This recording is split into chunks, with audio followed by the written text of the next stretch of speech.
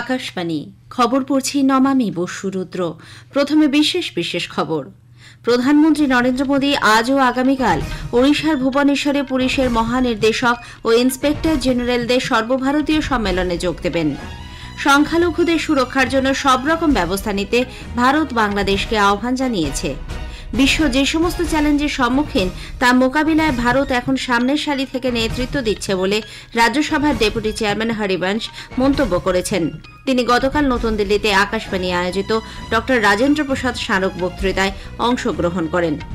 দক্ষিণ পশ্চিম বঙ্গোপসাগরের ওপর সৃষ্ট ঘূর্ণিঝড় ফেঞ্জাল আজ বিকেল নাগাদ পুদুচেরির কাছে করাইকাল ও মহাবলীপুরমের মধ্যে দিয়ে স্থলভাগে আছড়ে পড়তে চলেছে। বিশ্ব দাবা চ্যাম্পিয়নশিপের ফাইনালের পঞ্চম রাউন্ডে ভারতের ডি গুকেশ আজ গতবারের চ্যাম্পিয়ন চীন ডিং লিরেনের মুখোমুখি হবেন। খেলার ফল 2-2। সৈয়দ মোদি আন্তর্জাতিক ব্যাডমিন্টন টুর্নামেন্টের সেমিফাইনালে আজ পিভি সিন্ধু এবং লক্ষ্য সেন কোর্টে নামবেন। আসছে বিস্তারিত খবরে। প্রধানমন্ত্রী নরেন্দ্র মোদী আজ ও আগামীকাল ওড়িশার ভুবনেশ্বরে পুলিশের মহানির্দেশক ও ইন্সপেক্টর জেনারেলদের সর্বভারতীয় সম্মেলনে যোগ দেবেন। কেন্দ্রীয় স্বরাষ্ট্রমন্ত্রী অমিত শাহ গতকাল 3 দিনের এই সম্মেলনের উদ্বোধন করেন।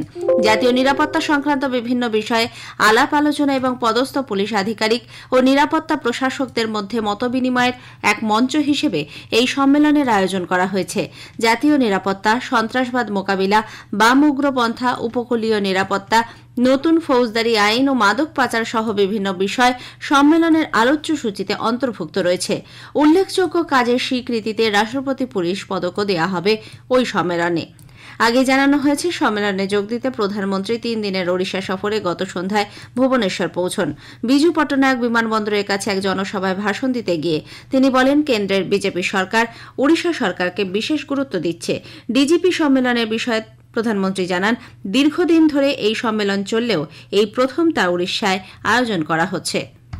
और अभी मैं यहाँ डीजीपी कॉन्फ्रेंस में हिस्सा लेने आया हूँ और आप में से बहुत लोगों को आश्चर्य, यहाँ के मीडिया के लोगों को भी आश्चर्य होगा। हमारे देश में लगभग 125 साल से ये डीजीपी कॉन्फ्रेंस चल रहा है, हर वर्ष हो रहा है। 125 साल से, अंग्रेजों के जमाने से चल रहा है। 125 साल से डीजीपी कॉन्फ्रेंस चल रहा है, उड़ीसा में पहली बार हो रहा है। देश भर के इस क्षेत्र के जो प्रमुख लोग हैं वो 2 दिन यहाँ बैठ करके महाप्रभु जी की इस पवित्र धरती से प्रेरणा लेकर के अपने अपने क्षेत्र में जाने वाले हैं।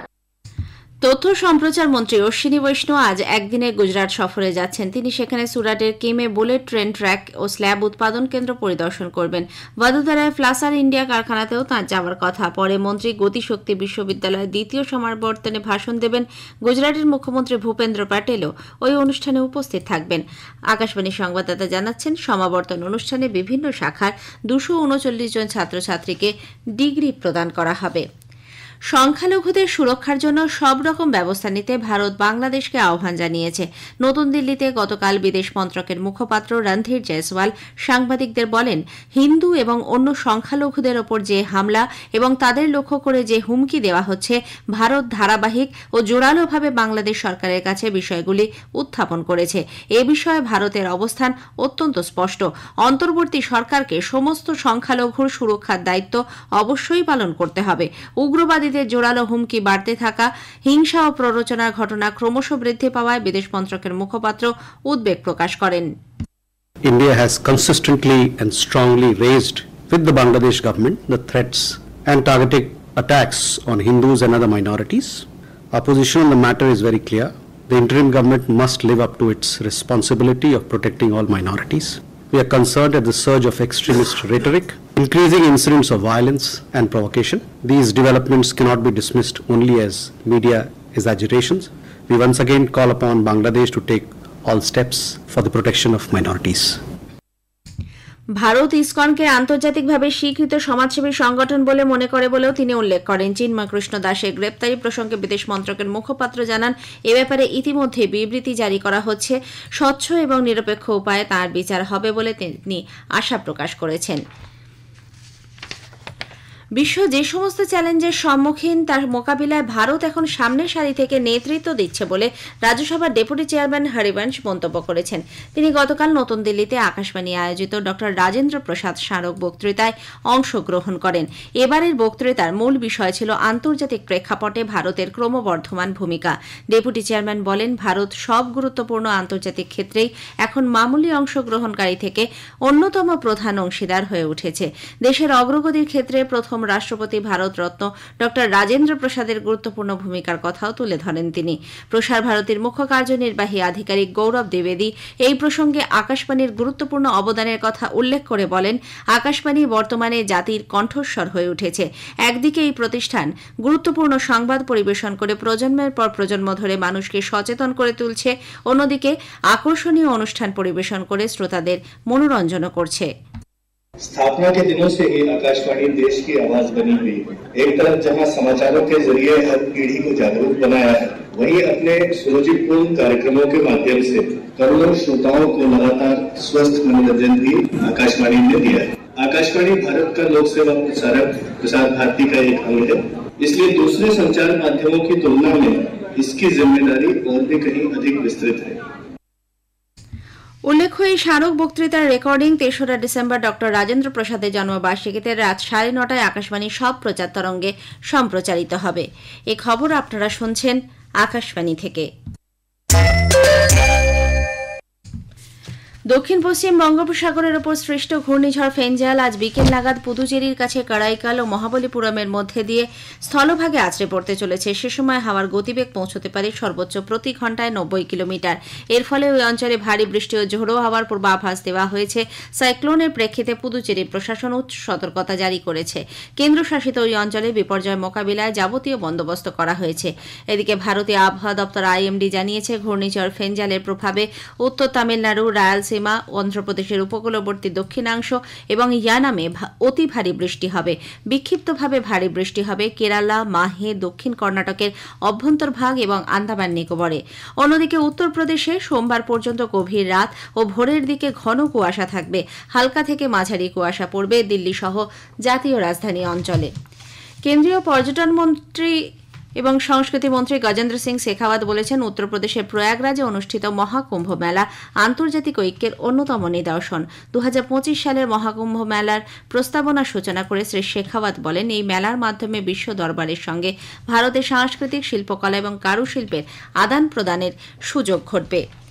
শিয়া সশস্ত্র গোষ্ঠী হেজবল্লার সঙ্গে ১ বছরেরও বেশি ধর্মান্তরের যুদ্ধের পর ৩ দিনের অস্ত্রবিরতির মধ্যেই দক্ষিণ লেবাননের ৬০টি গ্রামে নাগরিকদের ফিরতে নিষেধ করেছে ইসরায়েলি সেনা। সে দেশের প্রতিরক্ষা বাহিনী আইডিএফ এ ব্যাপারে একটি মানচিত্র প্রকাশ করেছে। এদিকে হামাসের সশস্ত্র শাখা আল কাসাম ব্রিগেড ওয়েস্ট ব্যাঙ্কে ইসরায়েলি বাসিন্দা বোঝা একটি বাসকে লক্ষ্য করে গুলি চালনার দায় স্বীকার করেছে। ওই ঘটনায় ৯ জন আহত হয়েছেন। বিশ্ব দাবা চ্যাম্পিয়নশিপের ফাইনালে চতুর্থ রাউন্ডে ভারতের ডি গুকেশ গতবারের চ্যাম্পিয়ন চিন ডিং লিরেনের সঙ্গে ড্র করেছেন। ৪২ রানের পর চতুর্থ রাউন্ডের খেলা অমীমাংসিতভাবে শেষ হয়। চতুর্থ রাউন্ডের পর খেলার ফল ২-২। প্রথম রাউন্ডে গুকেশ পরাজিত হন, দ্বিতীয় রাউন্ড ড্র হয়, তৃতীয় রাউন্ডে গুকেশ জয়ী হন। আজ পঞ্চম রাউন্ডের ম্যাচ হবে। লখনৌয়ে আয়োজিত সৈয়দ মোদি আন্তর্জাতিক ব্যাডমিন্টন টুর্নামেন্টের সেমিফাইনালে মহিলাদের সিঙ্গলসে ভারতের পিভি সিন্ধু স্বদেশীয় প্রতিপক্ষ উন্নতি হুডার আজ প্রতিদ্বন্দ্বিতা করবেন। পুরুষদের সিঙ্গলসে লক্ষ্য সেন মোকাবিলা করবেন জাপানের শোগো ওগাওয়ার। অন্যদিকে দ্বিতীয় বাছাই প্রিয়াংশু রাজাওয়াত সেমিফাইনালে সিঙ্গাপুরের জিয়া হেং জেসেনের বিরুদ্ধে খেলবেন।